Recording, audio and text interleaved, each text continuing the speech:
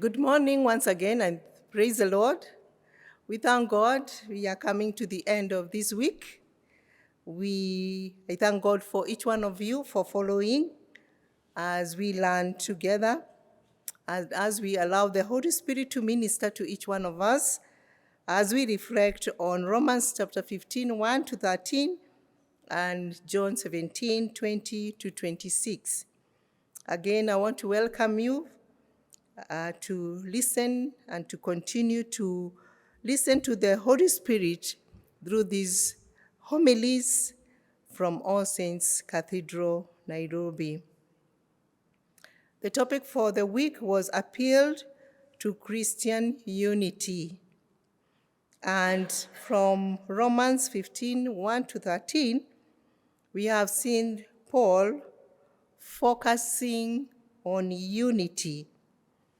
And God has revealed in the scripture his great concern for the unity of the church and the global body of Christ. This unity that Paul is talking about is primarily expressed in our commitment to each other as we overcome any natural ethnic contempt from different kinds of people.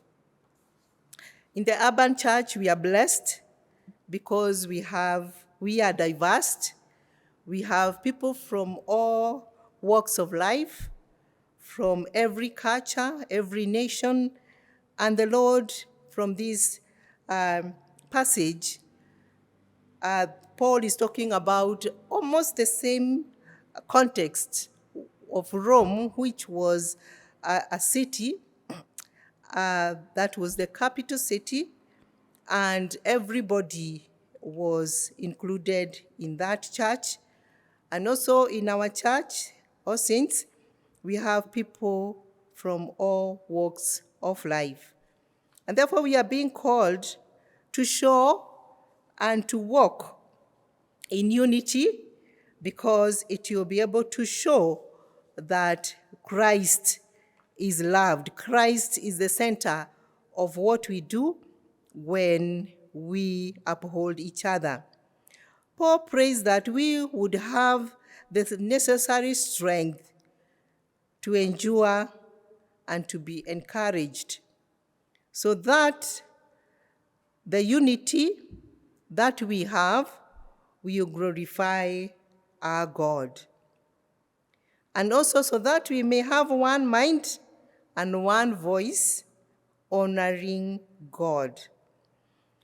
The topics that we have been following through the week are the topic that will encourage us to be united for the glory of God, to have one mind, to have one voice honoring God, and to be united in Christ within our communities, within our church, and within a nation, and also in the world. And therefore, we can be enabled to do that by help of prayer and spiritual power, because we need to endure and to be encouraged by God. Again, we are being called to accept other people as Christ accepted us. Jesus had prayed in John chapter 17 that just the way the Father and Jesus are one, the desire was that as believers, we should be one. And therefore, that shows that Jesus has accepted us as his children. And when we accept each other, just like Christ has accepted us, we bring praise to God. And when we find it hard to accept one another, we can always remember where the Lord found us before we got born again. He accepted us just the way we are, and now we have grown in him. Christ has already accepted us, and we are encouraged to accept each other. And we bring glory to him, and we are able to extend his message of salvation, that is the gospel, in unity and in love. The encouragement to continue accepting one another brings trust in God, because when we encourage each other, we accept each other the way they are, praying that the Lord will convict their hearts, and also he will be able to save them, those who are non-believers and those who are believers. As much as we have different convictions, the Lord is calling us to continue to be one. But we have been encouraged that we must trust God, and our trust is based on his faithfulness. And therefore, we are called to act in love towards the people who are around us. The power of the Holy Spirit will infill in us joy, peace, and hope by the power of the Holy Spirit. We will be filled with all joy.